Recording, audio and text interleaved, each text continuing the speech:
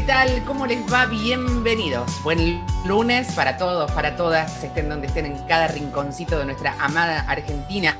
Comenzamos con este dato positivo de que hoy nos muestra que ya son 3.319.068 los y las recuperados de COVID-19. También el total de confirmados asciende, es por supuesto exponencial el ascenso, 3.753.609 son los casos confirmados. Y el total de fallecidos también vemos que es un número que sigue creciendo en nuestro país y que ya tiene la cifra final de 77.456. Ojalá fuese la final, pero lamentablemente todavía tenemos que seguir cuidándonos y preservando la vida, ni más ni menos. ¿Cómo lo hacemos? En principio con los cuidados personales, pero también con las vacunas que siguen llegando al país. Ahora vamos a charlar de esto, y ya se han aplicado un total de 12.225.570 dosis, un número realmente más que importante, que acá estamos absolutamente contentos de que así siga sucediendo. ¿Cómo les va? Los estaba esperando, les decía, con muchas ganas de compartir este programa con todos ustedes, un programa que tenemos para hablar de muchas cosas, sobre todo de la experiencia en primera persona, de la concientización y de todo lo que tiene que ver y rodea a la posibilidad de estar bien, del bienestar, de esa salud integral de la que siempre hablamos. Vamos a siempre ponerlos donde corresponde, ¿no? A ustedes como televidentes, como ciudadanos y ciudadanas, que es en el lugar de los protagonistas, y ustedes tienen que saber que cada viernes nosotros tenemos un consultorio, un espacio donde ustedes tienen la posibilidad de preguntar lo que quieran. En este caso, el próximo viernes nos tocará hablar de fonoaudiología, así que pueden ingresar, votar, más que votar, dejarnos la consulta, ¿no? En @encasasaludok, o también en mis redes sociales, que es @niparatore. Bueno, ya estamos listos, y a mí me encanta arrancar los lunes con un querido amigo a quien respeto muchísimo. Lo considero un amigo porque es una estima que todos hemos sabido construir hacia él, que es una gran persona, absolutamente responsable y esencialmente confiable, algo que en estos tiempos realmente no abunda. Así que estoy muy contenta de iniciar esta semana conectándonos con nuestro querido Tomás Orduna. Tomás, ¿cómo estás? Buen lunes. Hola, buen día, buen lunes. Gracias por las palabras recíprocos en Tires, y bueno, un gustazo estar contigo y con la audiencia. Sí, Tomás, porque la verdad es que en tiempos de pandemia creo que lo más esencial que tenemos la humanidad es poder informarnos con la verdad, ¿no? Evitar la infodemia, que como muchas veces dijimos es tan o más grave que la propia pandemia. Y en estos momentos donde todo el mundo opina sobre cuestiones tan concretas, es muy importante que podamos tener un horizonte bien claro, información clara. En este caso, hace instantes nada más, llegaron a nuestro país más de 2 millones de vacunas de AstraZeneca, que además de una gran noticia, obviamente, tiene que ver con la posibilidad que hablamos hace ya mucho tiempo, ¿te acordás? Cuando hablábamos de la transferencia de tecnología, de la posibilidad de que en Argentina se elaboren esas vacunas. Bueno, llegó el día que finalmente el resultado está al alcance de todos. Fantástico. Bueno, la verdad que es una excelente noticia para arrancar el lunes. Sabemos que la prevención a través de las vacunas es lo que a largo plazo nos puede dar la idea del fin de la pandemia en algún momento, que en el mientras tanto tendremos que seguir acompañando con la prevención primaria, que tiene que ver con las llamadas medidas de distanciamiento social. Pero ahí estaba viendo los números. Nosotros tenemos un 25% de la población del país que ya recibió como mínimo una dosis, y alrededor de un 5% que ya recibieron 2 dosis.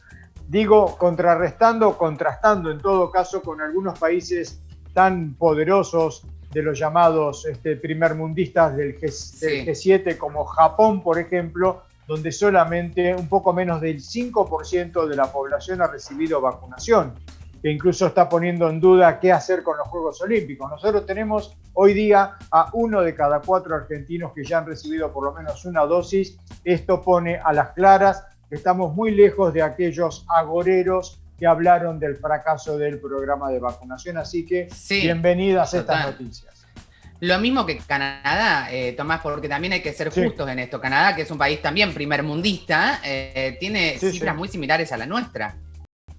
Sí, que incluso ellos compraron como lo de 5 veces su población de vacunas, y en realidad no han vacunado todavía ni a ese 10% básico. Por lo tanto, yo creo que estos son números contundentes. No vale la pena gastar pólvora en chimango a veces estando en estos confrontes con los conspiradores, los que ven todo mal, todo negro, así que lo más importante es esto y es contundente para la población.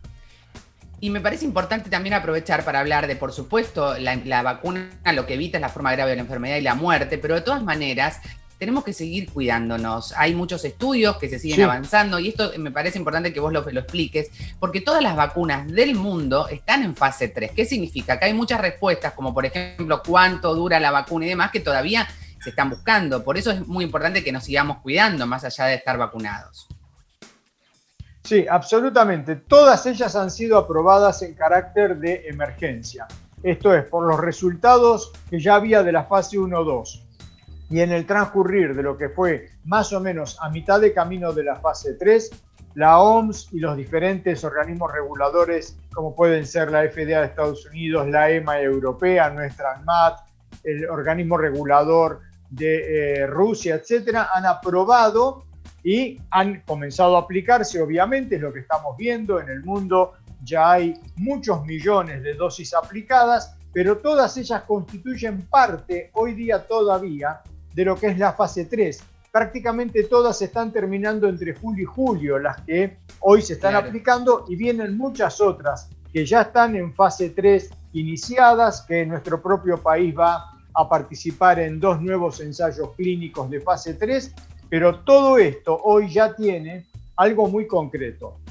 Estamos viendo cómo ha disminuido la incidencia de casos y sobre todo lo que vos mencionabas. Los casos graves, los casos de terapia en los vacunados han disminuido de manera considerable, por lo tanto, la efectividad ya la estamos viendo. Lo que pasa que en el mientras tanto, en un mundo de 7.700 millones de habitantes, falta mucho tiempo para que tengamos aquello de la inmunidad de rebaño. Y por otro lado, como mencionabas, hay una serie de interrogantes todavía. ¿Cuánto van a durar los anticuerpos, las respuestas defensivas que generamos? ¿Tendremos que hacer todos los años un refuerzo, cada 5 años? Todo eso es parte de la futurología. Se está estudiando, se está evaluando y de a poco iremos teniendo nuevas novedades, como todo lo que hace a COVID. Paso a paso, si va lontano, hay un dicho que en este caso viene al pelo, te digo, Tomás. Ahora, hay varias consultas, hay mucha gente que va, se pone la primera dosis y a los 15 días va y se hace el estudio, a ver cuánta inmunidad tengo, y me parece importante también bajar la ansiedad, es lógico, pero no, me gustaría que vos expliques si es útil, si no, porque aparte está la inmunidad celular, que es otra cuestión también importante en el organismo. Contale a la gente de qué se trata esto, si sirve o no hacerse un estudio de estas características. Bueno, desde que comenzó la vacunación a fines de diciembre, vimos esa ansiedad por querer medirse la cantidad de anticuerpos, si tengo, no tengo, cuántos tengo, y en definitiva lo que se ha aconsejado desde los diferentes organismos relacionados con salud pública, de las diferentes sociedades, la propia OMS, no hay que medir nada.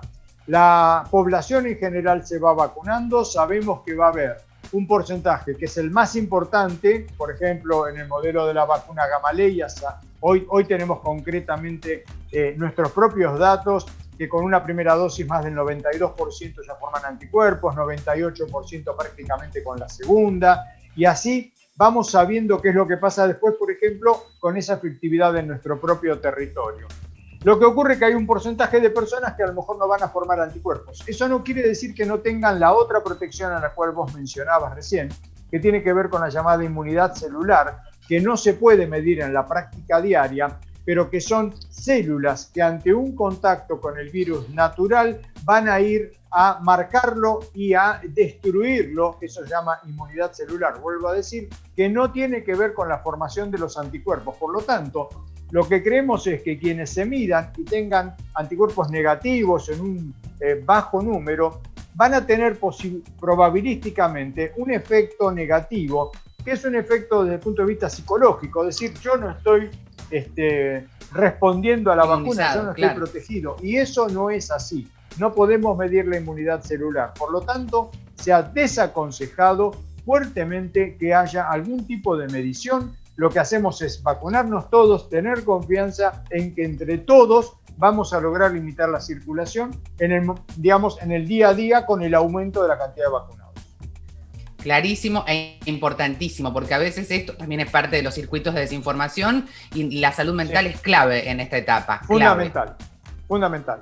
Totalmente. Sí, porque aparte la salud mental sabemos que modula nuestras respuestas defensivas. Si estamos bien de acá, mejora la respuesta defensiva. Siempre, en cualquier enfermedad.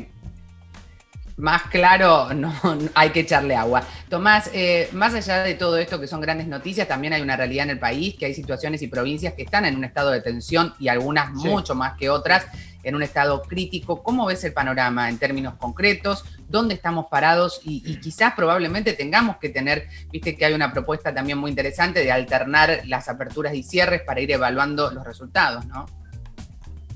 Bueno, similar a lo de la primera ola, estaríamos de alguna forma reproduciendo aquello, donde primero hubo un momento AMBA para posteriormente venir el momento resto del país, por decirlo de alguna manera, otras provincias. Claro. Ahora estamos en la misma situación, cuando veníamos con números estabilizados y con algún sub y baja, pero ahora estabilizados en Cava y en Gran Buenos Aires. Vemos claramente lo que ha pasado en los últimos 10 días en provincias como Córdoba, como Santa Fe, como Tucumán, Mendoza, Neuquén, que han tenido un aumento muy importante de casos. Esto ha llevado a saturación de las camas de terapia intensiva. Recordamos que en este momento estamos con 7.000 personas en terapia intensiva en el hospital, en el país. Es el número más importante que hemos tenido. Gran parte de esos casos tienen que ver con ese resto de las provincias que están saturados sus sistemas, como mencioné, Rosario, Córdoba, Mendoza,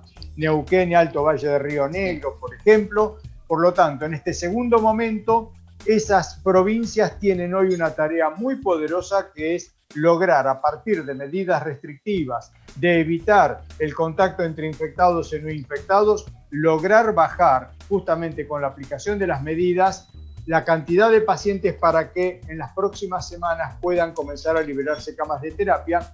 Lo mismo que, por supuesto, venimos y vamos viendo acá en el ámbito de Cava y Gran Buenos Aires. Yo hago mención, por ejemplo, hoy en nuestro hospital, en el Hospital Muniz, tenemos 1/5 de nuestras camas de terapia, que son 10 camas, están desocupadas. Significa que hemos tenido entonces un aplastamiento de los casos en el área del AMBA. Por supuesto que sigue estando tenso el sistema, sobre todo también en el ámbito privado, pero bueno, empezaremos a ver en la semana esta que comenzamos en esta mañana, cómo van impactando las medidas que durante 9 días tuvimos, y lo que vos mencionabas, que parece ser un proyecto fuerte, que es una suerte, como se habló el año pasado, martillazo, danza, es decir, periodos de medidas restrictivas con periodos un poco más laxos. No sería una mala opción, realmente. Es una herramienta que disponemos. Exacto. Y que quizás podría afectar también lo menos posible a una economía que está en una situación crítica. Tomás, que tengas un hermoso día y una gran semana, como siempre. Muchas gracias igualmente para vos, para todos ahí y para la audiencia en general, que estemos mejor posible. Muy bien, a cuidarnos. Con Tomás Orduna hacemos una breve pausa, enseguida volvemos. Quédense ahí porque viene un segundo bloque imperdible también.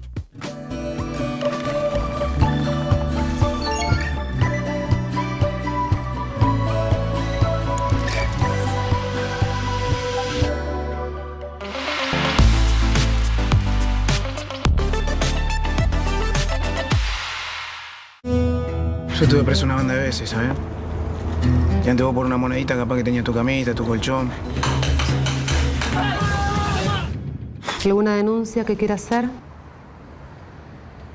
¿Sí o no? No.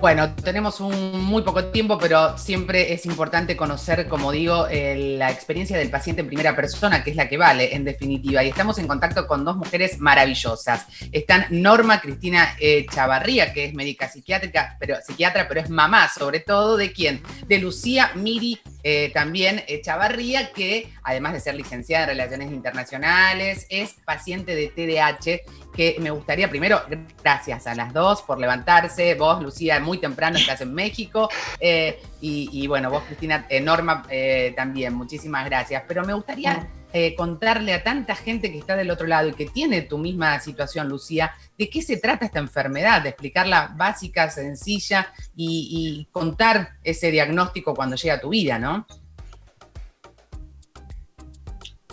Luli. Sí, tal cual. No sé más si vos querés explicar un poco qué es el TDAH y yo puedo contar un poco de mi experiencia. Bueno, que nos explique, lo que nos explica Norma. Dale. ¿No? A ver. Bueno, dale. Gracias por la invitación, sobre todo por este trabajo enorme que está haciendo Lucía, que le agradezco enormemente en nombre de todas las personas. El trastorno por déficit de atención e hiperactividad, así se consideran las siglas, es un desorden del neurodesarrollo, es decir, no es una enfermedad. Es decir, un niño nace con esto porque es altamente genético, heredable, lo vamos a detectar temprano en la vida, y va a ser algo que va a ser muy parecido a otros niños y después otros adolescentes y adultos. Por eso hay tantas cuestiones controversiales. Es un desorden que se manifiesta en la dificultad en la regulación de las conductas esperables, es decir, no es un problema atípico, no puede a veces parar de moverse, no puede prestar atención, no puede dejar de responder a estímulos que no son los que corresponden a la edad en que debería hacerlo. Es decir, este desorden con lo que vos nacés, si lo detectamos temprano en la vida, tenemos muchísimas oportunidades de cambio. Por eso creo que el trabajo que está haciendo Lucía desde Espacio TDA, desde la difusión y como protagonista de todo esto, ayuda a tantas familias a que lo detecten temprano. Y vos, Norma, lo decís como profesional y como madre, ¿no? Porque Lucía, ¿cuándo? Y yo también tengo TDA, Natalia. Yo también tengo TDA. No sabía. Sí. Mirá que yo a los 36. ¿Te lo diagnosticaron? Claro. A los 36 años lo descubrí solita, porque no había nadie que hiciera adultos y no se conocía esto. Sí. Pero bueno, Lucía a los 11 y fue de todos mis hijos la que más temprano lo tuvo, y bueno, creo que ella puede contar un poco qué es lo importante de la experiencia, ¿no? Sí, tal cual, a los 11 más o menos fue mi diagnóstico y ahí también empecé mi tratamiento, que involucra un tratamiento farmacológico, que es parte de la gran polémica que hay con el TDAH, porque hay veces que, y es buenísimo cuando se diagnostica en niños más chicos, pero es muy difícil para los padres tomar esa decisión de diagnosticar a un niño y de eventualmente medicarlo. Pero la verdad es que yo tengo Espacio TDAH, que es el Instagram que creé para generar un poco de conciencia y para devolver un poco a esta comunidad que creo que tuve muchísimo privilegio de tener la oportunidad de diagnosticarme a una edad tan temprana y de tener todos los beneficios que vienen con ese diagnóstico temprano. Y bueno, y obviamente compartir, no solamente con mamá, que hacemos el Instagram, donde ella habla de la parte más médica, sino también muchísimo de mi experiencia para acompañar a padres y adultos con TDAH. ¿Cómo es la posibilidad que tienen el que está en casa de detectarlo y a qué síntomas tienen que estar atentos para hacer esa consulta temprana y oportuna, ¿no? Me parece muy importante que lo compartamos. A ver, ¿te parece, Lu, que esa parte la conteste yo? Dale. Digamos, toda situación, y esto es importante para las mamás y los papás, ¿no? Todo niño sano es inquieto, todo niño sano es curioso, es decir, no contamos con eso como que todo niño que se va a empezar a mover mucho. El tema es cuando, lo sabemos como papás, cuando es mucho más fuerte, cuando es mucho más intenso, cuando nos genera un desgaste enorme porque no se duerme, no se va a dormir temprano, no, pareciera ser que no escucha, a veces no lo podemos hacer que termine de vestirse, da muchas vueltas, lo vamos a distinguir porque se comporta de una manera diferente a la que debería comportarse, como si, bueno, muchos padres dicen, viste, hace lo que quiere, pareciera ser un nene caprichoso, un nene que no obedece, que no siguen las pautas, y esas serían las primeras cuestiones, mucho antes de lo escolar, ¿sí? Lo escolar. ¿Y dónde es tenemos que acudir en el caso de que un hijo o una hija quizás tenga estas características? ¿Con quién harías? ¿Es con el pediatra en la primera consulta? ¿Es con un profesional de la salud mental? No, primero me parece que lo más importante es lo que hace Lucía, que es hacer que los padres manejen información. Creo que los papás todos tenemos el derecho, todos sabemos lo que es la varicela, Natalia, ¿por qué? Porque lo aprendimos. Claro. Vos decís, uy, tengo un puntito rojo, entonces tenemos que enterarnos de que esto es una cuestión que se debe detectar cuando nos llama la atención estos síntomas. Y creo que lo que hizo Lu, que si lo podés contar vos en tu mapa de profesionales, Lu, que me encantó, tu iniciativa. El problema en síntesis es que hay muchos profesionales de la salud, quizás, por ejemplo, lo que vos decís de un pediatra, está bien el instinto de decir, bueno, quizás le comento al pediatra y el pediatra en sí me deriva, quizás a un neurólogo o un psiquiatra, pero lo que nosotros siempre decimos es que sepa de TDAH. Quizás puede ser un psiquiatra, puede ser un neurólogo, pero no sabe de TDAH y entonces o no diagnostica eso y diagnostica una comorbilidad, como puede ser la ansiedad, por ejemplo, o la depresión, o otras cosas que vienen acompañadas del TDAH, pero cuando sí, emociones intensas, el TDAH, ¿no? y Emociones después, si intensas muy no, características. claro, y si no, después directamente no creen en el TDAH. Entonces hay gente que da vueltas y quizás no lo diagnostican hasta, no sé, los 30 años y no hicieron o dejaron a la mitad 3 carreras universitarias, y hay gente que su vida quizás puede terminar derrumbándose. Hay mucha criminalidad, hay mucho alcoholismo, hay muchísimos problemas que vienen con el TDAH cuando no se detecta tempranamente. Entonces en Espacio TDAH tenemos algo que se llama mapa de profesionales, donde tenemos recomendaciones de personas que hicieron diagnóstico o tratamiento con estos profesionales de la salud, y bueno, y ahí los ponemos para que ellos puedan contactarse y averiguar. Bueno, Lucía y Norma, vamos a dejarle a la gente entonces bien claro que es @ TDAH. Allí pueden tener información sobre este mapa, ahí lo vemos en el Zócalo, y sobre todo, como siempre decimos, evitar la infodemia, buscar los profesionales correctos para un asesoramiento oportuno que nos va a permitir justamente garantizar a nuestros hijos, y también quizás, como te pasó a vos, Norma, un diagnóstico tardío, pero en definitiva puede ayudar y mucho a que estemos en armonía con nosotros mismos. Vamos a seguir en contacto nuevamente con ustedes, chicas, porque el tiempo es muy cortito, pero podemos hablar de lo que es el CUT, de lo que son esto que decíamos, las emociones tan intensas y un montón de otras herramientas que seguramente son muy útiles para nuestros televidentes. Un abrazo enorme a vos, Lucía, en México, y a vos, Norma, por acá. Vamos a estar seguramente en contacto para seguir difundiendo e informando sobre esta patología bien concreta. Gracias. Gracias por invitarnos. Bueno, es importante eso que les decía, ¿no? Espacio TDAH, este trastorno que es un trastorno que diagnosticado a tiempo, nos decían Norma y Lucía, puede tener muchas herramientas, muchas soluciones. Es impactante a veces, como mamás o como papás nos pasa, que nos cuesta tomar esa decisión, pero en definitiva es esencial que lo hagamos, ¿no? Porque podemos facilitarles seguramente a nuestros hijos, a nuestras hijas, una vida plena, en definitiva, sin quizás algunos obstáculos que podemos vehiculizar de manera concreta. Hoy es el Día Mundial sin Tabaco. Estamos en contacto con la doctora Julieta Cazones. Julieta, ¿cómo te va? Bienvenida, muy buenos días. ¿Qué tal? Buenos días, muchas gracias por la invitación. Bueno, la realidad es que nos interesa, siempre las efemérides las utilizamos quizás como la excusa perfecta para poder hablar de temas que están más allá del día de, ¿no? En este caso, evitar el tabaco, por suerte en nuestro país, hace ya muchos años hemos podido evolucionar de alguna manera, pero bueno, hay análisis que se continúan realizando, ustedes trabajan y mucho justamente con la opinión, con las encuestas, y hay un resultado muy interesante al que han llegado en este año, ¿no?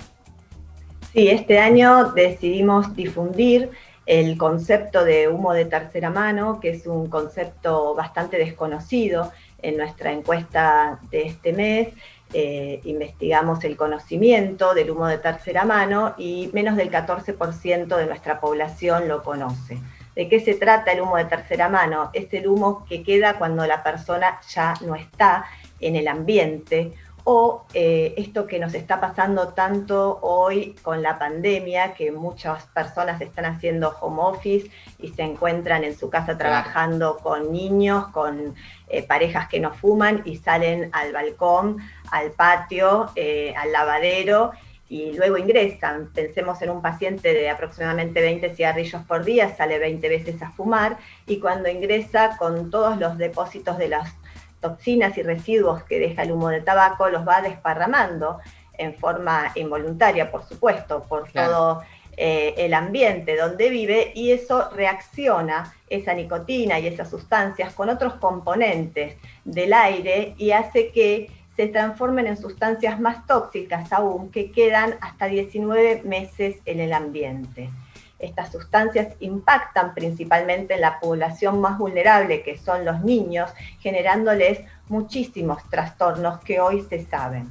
Entonces queremos poder dar conocimiento y que la gente pueda concientizarse y que sea esta una motivación más para dejar de fumar. que se puede dejar de fumar. Lo más en importante pandemia. es fumar fuera de casa para empezar. Si lo hiciste adentro, ventilar, porque 19 meses que perdure las toxinas es realmente algo contundente, ¿no? El tema es que la ventilación 100%. no es suficiente, no es suficiente. Bien. Con abrir las ventanas, con prender el ventilador, no alcanza para nada. Estos compuestos quedan impregnados en las telas, en las paredes y siguen reaccionando y transformándose en sustancias más tóxicas. Esto fue una de las preguntas que hicimos, si con ventilar es suficiente, si con abrir las ventanas. No es suficiente.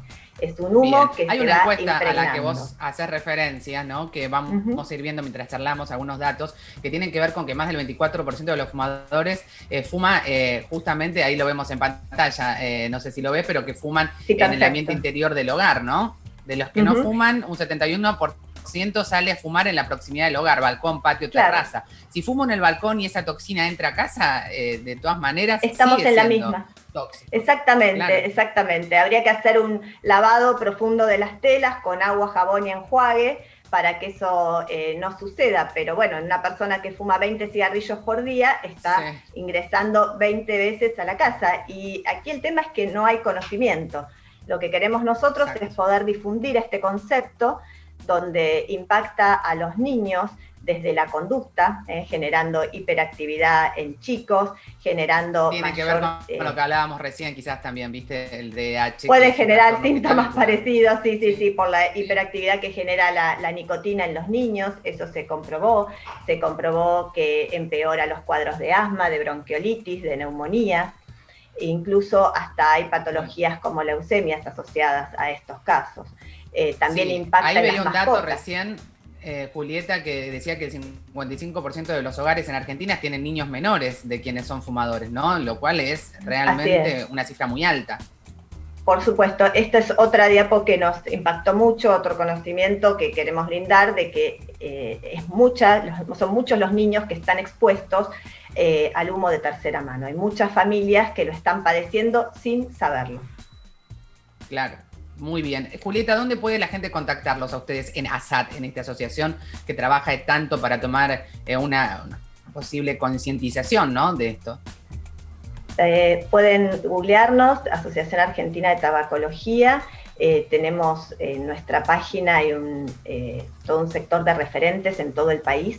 Somos una entidad científica federal donde pueden contactarse, y un concepto muy importante que nos trajo la pandemia también es que hoy podemos atender a través de videollamados. Hoy los tabacólogos estamos atendiendo a través de todas las plataformas, videollamados, y esto es fantástico porque en otro momento la gente no podía acceder a un tratamiento, ya sea por horarios o por distancia, y hoy esto hoy no está esa excusa, se ha cambiado. Julieta.